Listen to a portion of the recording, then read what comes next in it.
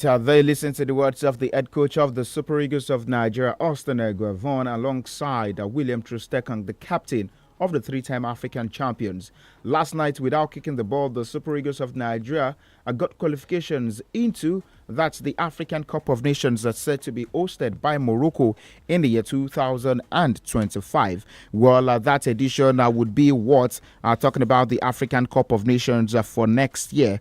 Well, the Super Eagles of Nigeria would be playing that at the African Cup of Nations, the 35th edition of the African Cup of Nations, and for Nigeria, that would be our 21st appearance at the African Cup of Nations tournament.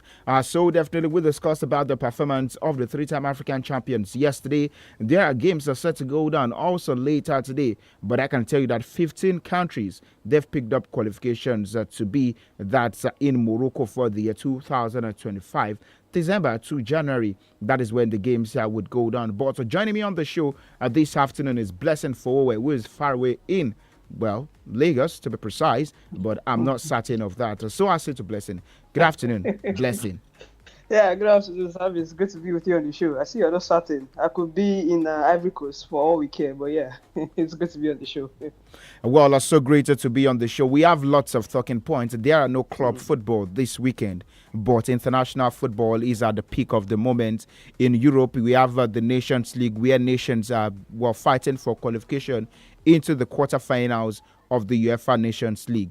We have women's club football going on, but in the African scene, South America, the Asian scene also, we have games going on. Africa, we are fighting for the AFCON. In the Asian scene, they are fighting for the World Cup qualifications, same as South America. But we'll also discuss about the ATP Masters, where, of course, it is down to these men who want it the most. And, of course, there is a game going on presently, and would also have another game go down later tonight to decide those who will be in the semi-finals of this year's edition of the ATP Finals. World number one is in action there also, and he still bids to win his first ATP Finals. But without wasting much time, yesterday, Blessing, we saw the Super Eagles of Nigeria play out a 1-1 draw at the 𝐹𝐻 Stadium there in Ivory Coast. A lot of people, they've discussed about the level of performance of the three-time African champions yesterday. Maybe they were too confident or comfortable going against the 𝐾𝐻 Benin Republic. Remember that this year, that was in June, Benin Republic defeated the Super Eagles, but the Super Eagles ensured that they got one over them. That was months ago in the African Cup of Nations qualifiers, defeating them by 3-0. And yesterday, it all looked like, oh, the Super Eagles are going to lose to 𝐾𝐻 side. Not until Victor Osimhen scored his 23rd goal for the Super Eagles of Nigeria. But the question I want to ask you basically now is the level of performance of the Super Eagles of Nigeria yesterday. The players, Kelechi Iheanacho, Victor Osimhen, and Ademola Lookman starting up front. And then the midfield partnership of Alexander Iwobi, as well as that's Wilfred Ndidi, that was in midfield. The three at the back, Gabriel Osho playing his first game for the Super Eagles. Olaoluwa, and of course, Bruno Emechi playing also at the left wing back. And then the captain of the side, alongside that's the former centre back, Calvin Bassey, all on the field of play yesterday. But there was one man, I messaged you yesterday, for him allowing such a goal coming in that area.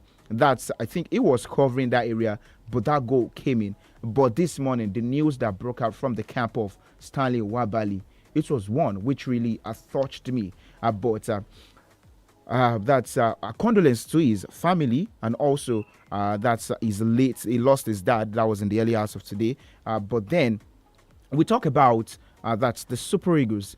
Just in short, how they performed yesterday against that's the Cheetahs of Benin Republic. To be very, very honest, I wasn't really impressed with our performance yesterday. I thought we could have done better, especially knowing that we had been on quite the run and the form in the African Cup of Nations qualifiers. But then, look at a lot of factors that I would have said perhaps might have contributed to the struggle against the Cheetahs of Benin Republic. First and foremost, remember we're back on that same spot where we lost the AFCON final to Ivory Coast just early this year, and perhaps it could have been some sort of memories for the boys as well. It seems as if they've not really, they didn't really enjoy, or they have not really enjoyed playing on that top. So that's one on itself. And then the second factor is, again, playing against a Genoa draw Benin Republic side. This is a man who knows this team inside out, and I dare say, to a large extent, he helped build the squad to a large extent, because you look at some of the players that he invited while he was still coach. These players are still part of the squad, so you could say he understands the team. He knows them like the back of his hand, and he kind of showed that when we played earlier on this year in the World Cup qualifier when he got a victory over Nigeria. So yes, it was always going to be tough, even before we kicked the ball, even before it was confirmed that we had qualified. Before kicking the ball, I knew it was actually going to be tough. However, I wasn't quite impressed with the performance of the boys. I thought we were a bit shaky in the middle of the pack, and I mean, particularly when we are going forward, because I wonder how it felt like our midfield was so empty, despite the fact that we had Alex Iwobi there, we had Wilfred Ndidi there. It could also be down to the kind of formation, like when we are attacking, where we are switching, to maybe 5 up front attacking, and then the midfield is left empty, which means that the moment you lose the ball, I mean, you put a lot of pressure on the defense, which was what we saw a bit yesterday. And again, the problem with set piece has always been an issue with us. I mean, defending set piece has always been a problem with Nigeria. But overall, we could be proud of what we've done, coming off of the back of what was a very, very poor, or has been a poor run in terms of qualification for the World Cup. For them to be able to get their act together, make it to the AFCON with 2 games to spare. I could also look at it and say maybe this is some sort of a redemption arc for the man Austin Eguavoen himself, knowing that he's been there before in this post. If I'm not mistaken, should be his 3rd time at the Ends of Affairs as the coach of the Super Eagles of Nigeria. So perhaps at that point, we'll be thinking to himself, something has got to give, something has got to change. And maybe that's what we're seeing in terms of the performance now. It might have learned from the lessons from the previous teams that he's had with the Super Eagles. Overall, it wasn't so much of a good performance, but it's good to see that we're able to just about pick the required results to ensure that we qualified to the next round. Yes, exactly. We qualified before we actually even got on the field of play. Exactly. Before, so I don't want to think to say maybe because the boys knew they had qualified, maybe that's why they played poorly. I don't think so. In fact, I have a feeling that if we were not sure of qualification, we would have played the same thing in that match yesterday, because Benin Republic have shown to be a tough opponent. Now, some will say, why are we struggling against the likes of Benin Republic? Again, we should remember African football is a lot different, and if we don't even need to go farther into history to think when the things change, if you just cast your mind back to just the AFCON in January this year, we saw so many teams that ordinarily would have expected now these teams can't really move a muscle against some of these big teams. It was a different ballgame entirely. So I wouldn't expect that people will be questioning, okay, why are you struggling against the likes of Benin Republic? But yeah, it's always going to be a very tough one. But kudos to the boys; they were able to do what was required, got the required results, and of course they've qualified to the next round. Qualification into the next round. This would be the AFCON. AFCON, yes. This would be the Super Eagles. That's 21st appearance at the 35th edition of the African Cup of Nations. So now, I think we'll still have this conversation later in the future when the year 2025 comes, December. It's a long way to go. We all know that. But there was one man also, Victor James Osimhen. Big names don't play football anymore. They don't get the results anymore. That's on the field of play. You need to actually put in the hard work to help your team. So yesterday, Victor James Osimhen, he started the game and he scored his 23rd goal for the Super Eagles of Nigeria, level on that goals with that Segun Odegbami, who played for 6 games. And the active one, Osimhen, he has played 37 games for the Super Eagles of Nigeria. When we talk about the counting for Osimhen now, this man, he has the tendency to actually surpass the greater Rashidi Yekini, who has 37 goals in the colours of the Super Eagles of Nigeria. So how excited were you for Victor James Osimhen that's getting its 23rd goal for the Super Eagles? Listen, I've come to realize, for after some number of years watching the Super Eagles of Nigeria, I've come to realize that there are certain players who look like the club kind of player. I don't know how to put it, if that's the best way to put it, in terms of their profile, in terms of their output. Some players, when you get to their club sides, they are very, very good, banging in the goals, doing so well for their club teams. But when it comes to the national team, there are some players who are actually national team players, and there are some players who embody both.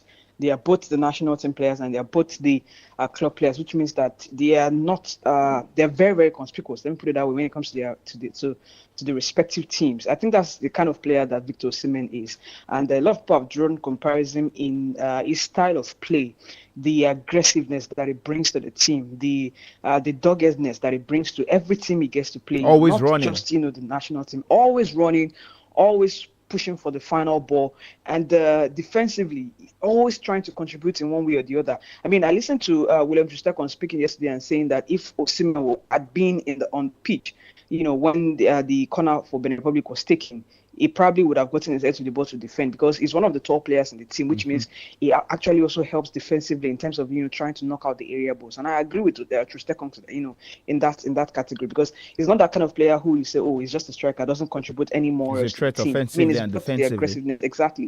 Exactly. You see Osimhen when he loses the ball, always wanting to get it back, always wanting to make the runs, always aggressive.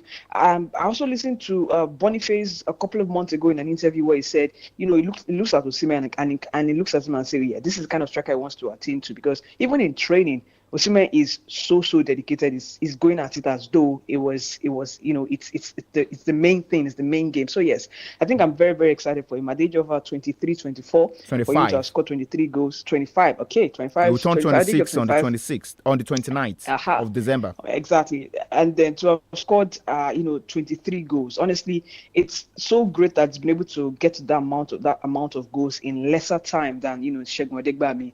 But yeah, it's looking at that. Yekini's record, 37 goals, but then bearing injuries, bearing any form of unforeseen circumstances, it is actually very possible. 14 goals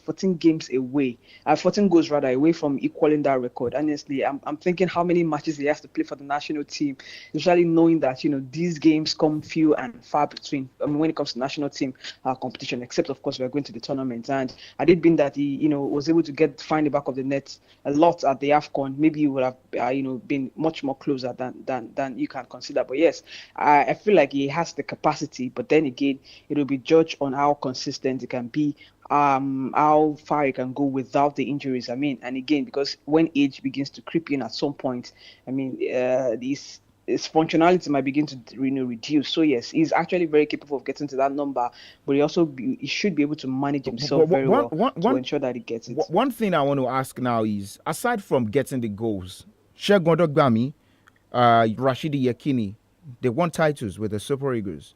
What has Victor Osimhen won, and when will he lead the team into one major trophy? I mean, very, very valid question, honestly. Very valid question. When was the last time the Super Eagles won anything? Let us ask ourselves. 2013. That was 2013, exactly. 2013. So what has happened to the crop of players they've been around in and out of the team between 2013 and now? What has happened to the team generally? So there are big name players, so to speak, who will wheel a team to titles, who will wheel a team to victory. An example is a Lionel Messi, for instance. I mean, that's somebody who can actually wheel a team, carry the team on his back, and then wheel them to a trophy. It's very possible. Is this something Osimhen can do? Maybe and maybe not. But then I feel like Nigeria winning a trophy, Nigeria winning anything will be very dependent on not just what we do on the pitch, on how we're able to keep our house in order off the pitch as well. Because like it or not, those things are going to really affect, output, performances, and what have you. But yes, I look at Osimhen and it looks to me like a player who could be like a future leader of the team, who could be a future captain of some sort. I mean, once Troost-Ekong and some of the other senior players in the team are retired, he can actually lead the team. But yes, we came agonizingly close, in January at the AFCON. Unfortunately, very close, and yet, so far away. So let's just see how it goes for him. If the team were able to keep like the crop of this team, the core of the team, I think at the end of the day we could, talk about maybe eventually Osimhen, winning a trophy with the national team. But yes, indeed, it's always going to be judged, whenever time is mentioned in the conversation amongst the greats, it's going to be judged in that as well, in terms of how many goals he scored, and also in terms of the trophies that he was able to win, in his own. And that's for Victor Osimhen. I just wanted to, touch back on Stanley Nwabali a bit, which you mentioned earlier on. Yeah. And, I recall a lot of people say, I mean, I saw a lot of social media. Some people were saying, okay, Wabali plays in Africa. He plays. Well, how is it that he came to the camp late? And even Okoye, who plays in Udinese, was able to get to the team, get into the camp even before before Stanley Wabali. I mean, postulations here and there. I mean, I can't say, I really can't speak to what happened in that instance. Maybe he was able to communicate his late arrival with his boss, with the coach or whatever. But I thought he could have done better with that goal yesterday. I thought he could have been able to keep that ball out. Maybe he misjudged the timing of the ball and the flight of the ball. That's very possible. I mean, it happens. But then again, from the revelation we heard this morning, about him losing his dad, it could have been some of the things that played into his mind, in that particular match yesterday in terms of psychology. But then I think we should also remember that Maduka Okoye at some point took a leave from the national team. He said he didn't want to be called back to the national team because of mental health issues. I mean, the time that he was number one and he was making mistakes and all of those things. Now that he's available and he's back, I'm telling you what, it's going to take more than him coming early enough to knock Stanley Wabali off that number one spot. It's going to take a little more than, him saying, "Oh, I'm back in the national team," to get back, that starting position. It's not going to be a walk in the park. I mean, I also like the fact that he's doing very well, with the Udinese right there in the Italian Serie A, which is very good for him, very good for his career. But there's going to be a lot more because, again, you have to ask yourself, is he ready psychologically? He took a break for mental health out of the national team. Now he's back, but will he be willing, or is he ready to cope with, all the baggages that comes with, being a player of the Super Eagles of Nigeria? Well, thank you so much for buttressing on that point. But now, our neighbors, the Black Stars of Ghana, they have 2 points. That's in Group F of the African Cup of Nations qualifiers. Yesterday, they were helped a bit as Niger defeated Sudan by 4-0. But the hopes of a qualification now, it doesn't solely lie on the Black Stars of Ghana. Even if they get a victory against Angola later today, they would have 5 points. And their last game would be against who? The last game would be against that Niger, and Sudan will play against Angola. That makes it difficult for them. While the struggles and also the turbulent times in which the Black Stars of Ghana, they faced, that's in the last 2 years. I don't think this has been the best Ghanaian side we would see on the field of play. And who happens to be their best midfielder, which we've seen in Europe Top 5 leagues, Thomas Partey, is also not called up into the squad. And Awi Otto get a result against Angola, who tops the table later tonight. Honestly, it is yam pepper scatter for Ghana at this point in time, and I can't say I'm disappointed by it. I mean, being a Nigerian and all of the banter that goes on between Nigeria and Ghana, but that's on the flip side anyway. But yeah, it's really, really sad how Ghanaian football has turned out in the last couple of years. Like you mentioned, even the AFCON as well. Remember, they were extremely disappointing at the AFCON, and journalists stomped on their own players, and it almost went down into fisticuff, between the players and the journalists at the end of the day. But yes, Ghanaian football is going through what you would consider a very, very torrid time. Very, very torrid time. I mean, you talked about Thomas Partey, who has not been called up, recovering from injuries. I also know that certain players are beginning to pick games now. The way I look at it, they are beginning to pick games that they will play for the national team or not. Mohamed Kudus as well, who I felt like he could be that spark in the team. He hasn't exactly been able to carry the team as well. Same with Iñaki Williams. So it's not about a question of not having the stars, not having the talent in the team. But again, I feel like it goes beyond what happens on the pitch, even to what's going on in the back in the boardrooms in terms of the administration. It is in a very, very chaotic situation right now in terms of things going on there. So it's a big problem. I think it was the Ghanaian assistant coach or thereabouts who is also holding another position with. I don't know if it's assistant coach or a member of the Ghanaian FA board who is holding or was consulting to another team. Borussia Dortmund? Do you mean Borussia Dortmund? No, not even Borussia Dortmund. A team that is playing. I think the team is also one of the teams playing in the African Cup of Nations or what have you. And it was asked like, this is conflict of interest. So there's a lot just going on with Ghana. And like you said, it's their hopes of qualification is not entirely on their hands. Maybe. I feel like it might be difficult for them. Father, I do not think that they will be going to the AFCON this year, regardless of what happens, at the end of the day. But yes, if they have a fighting chance, so to speak, so if they're able to do their job, get the victory. I think they are going to Angola, if not playing at home against Angola, which I believe is going to be a very, very tough game. Of course, from our own experience now, Nigeria against Angola, we know how Angola can be, at the end of the day. I think they also had the AFCON and we saw what they did as well. So it's going to be really tight for them, really tough for Ghana.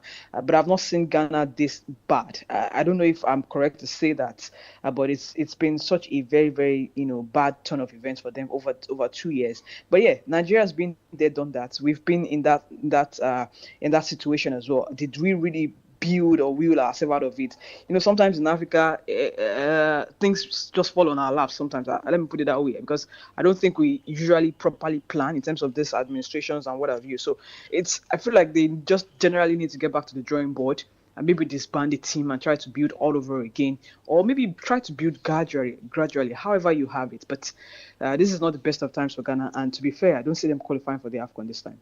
Well, as you don't see the Black Stars of Ghana qualifying for the African Cup of Nations. Well, 15 nations, just like I said earlier, they picked up tickets to be in Morocco for the year 2025. And the games are going on presently also on the African scene, where Botswana against Mauritania, 90 minutes plus. They are sharing the spoils 1-1. And later tonight, we would see Zambia against Cote d'Ivoire. Eswatini will be up against Guinea-Bissau, Mali against Mozambique, Zimbabwe against Kenya. Uganda also will be in action against they are presently in action against South Africa. And for South Africa, they are leading by 2-0. They are in the 90th minute of that encounter. But quickly moving away from that African football, in the European scene, games went down yesterday. Erling Haaland, the Lions of England, their sides got victories yesterday. But there was an occurrence, that's in South American World Cup qualifiers, that's CONMEBOL, where the 𝐒𝐈𝐿, the number one ranked nation, they lost their game yesterday. And that's talking about Argentina. Argentina lost yesterday to the hands of Paraguay by 2-1. And for Brazil, yet another woeful performance from Brazil. Maybe if you look at the ratings, you don't watch that game of football, you will say Brazil were solid. But at the end of the day, 1-1, it ended. And for Brazil now, their hopes of qualification, it looks like they are fluctuating that's in their bid to qualify, because in their last 5 games now, they have 3 wins, which is fair enough, a draw and a defeat. But you then look at the pedigree of Brazil, the Brazil we all fell in love with. How are they deteriorating from the interesting game of football? Their stars, the players in which they have at this point in time. I think I don't want to say I have an answer to that outrightly, but I think I might have a guess why things are happening this way, because I was having a conversation with someone a couple of days ago, and I said, for me, I feel like football has changed totally. For instance, from the Brazil perspective, back in the days, you could practically find almost anyone super talented playing on the streets of Brazil and playing what they call the samba football. But these days, many of the players that they've got at the age of 16, 17, everyone is out to one academy or the other, where you are taught, oh, this is how you should pass the ball. And then you are taught, oh, you've got to pass the ball from the back. And then the wingers, you're telling the wingers, oh, remember back in the days with the wingers, you take your defender on and then you try to wing in 1 or 2 crosses in, perfectly measured crosses and what have you. But these days, that's a lot different. You see wingers, trying to take on the defenders, and then the next thing you see is they turn back and make a pass backwards. Mm-hmm. I feel like the emergence, to a large extent, I like to believe the emergence of football academy and Brazil shifting away from what has been their traditional go-to style. And when I say traditional go-to style, I mean in terms of having like a bulk of their players playing at home, understanding the samba way of the samba football, their style. I mean, there's the style that everyone fell in love with. I mean, people all over the world. Would you also blame that on just the Brazilian football, or people drifting away from Brazilian football? I think managers also that's in the world that they tend to actually shape out players in which they want them to go now. Because I saw an interview from Evra where he discussed about Pep Guardiola saying the tiki-taka, pass this, pass that, where it takes away the fun, the one-on-one dribblings and all of that from those players. Yeah, I saw snippets of that interview as well, and I thought I kind of agree with Patrice Evra, because, like I said, football has changed. It's not back in the days where you've got flair players who can actually show you creativity on the ball, like the traditional number 10. Remember number 10 back in the days? I mean, how Zidane would play, how a Michael Ballack would play, for instance. we had the magistras, we had the registras in the team back in the day. But these days, you cannot find that because you are told this is a certain way you should play. You have to, make 1 or 2 passes. You can't really express yourself that much. In a way, that's something. That's one thing. But I feel like the teams that are probably doing well are the teams who have been able to hold on in a way to their identity, the identity that the national team has been known with and built with over the years, and also trying to infuse 1 or 2 things without switching away from how they are built. Generally, I feel like those are the teams that have done very well. Again, you cannot blame the average Brazilian, just like the Nigerian. Everyone wants to make money. So I understand if you go out of your country to go outside and find greener pastures. I mean, you cannot blame them, but in a way, I mean, all of these things, is having a lot of effect on how football is being played nowadays. Well, thank you so much, Blessing, for joining me on the show this afternoon. We don't have much time to go further, but thank you so much for sharing all of this with me. Well, of course, we'll meet again tomorrow on the pitch by 3 p.m. That's right here on 32 FM 94.9. I am SAMIES, your sports captain. I say do enjoy the rest of the day, and bye for now.